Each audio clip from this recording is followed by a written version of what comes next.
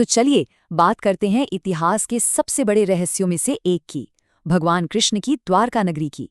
क्या देवताओं का बनाया पूरा शहर सच में समंदर में डूबा है? सदियों तक ये बस एक कहानी थी, पर अब नहीं।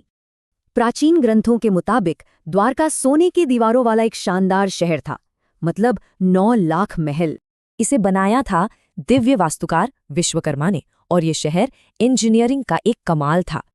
तो सवाल ये है कि इतना बेहतरीन शहर आखिर गायब कैसे हो गया? कहानी प्राकृतिक आपदा की नहीं, बल्कि 2 श्रापों की है। गांधारी और ऋषियों के दिए यही 2 श्राप द्वारका के पतन का कारण बने। और हुआ भी वही।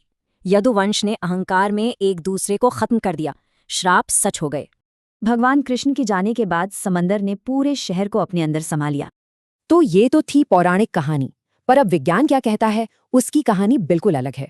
वैज्ञानिकों को सबूत मिले हैं कि हजारों साल पहले समुंदर का लेवल अचानक बहुत बढ़ गया था।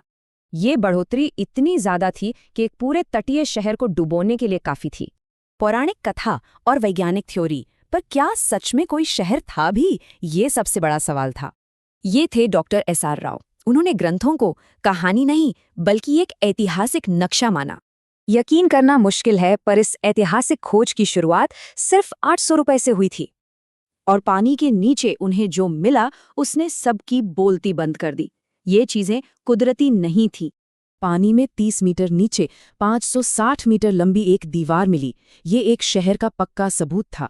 वहां 500 से ज्यादा चीजें मिली, लंगर, मोहरे, स्तंभ, सब एक बड़े बंदरगाह शहर की कहानी कह रहे थे। सबसे चौंकाने वाली बात, वहां एक बर्तन मिला जो 9000 साल पुराना था, मतलब हड़प्पा से भी पुराना। इन सब चीजों की उम्र देखिए, ये सब महाभारत काल के बहुत करीब की तारीखें हैं।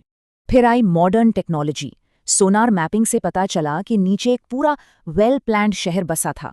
और हाल ही में प्रधानमंत्री नरेंद्र मोदी के इस गोते ने द्वारका को फिर से दुनिया की नजरों में ला दिया। तो क्या ऐसा हो सकता है कि श्राप समाज के टूटने की कहानी हो और समंदर का बढ़ना उसका अंजाम?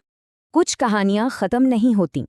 तो क्या द्वारिका हमें ये सिखाती है कि विज्ञान और आस्था दोनों एक ही सच तक पहुंचा सकते हैं?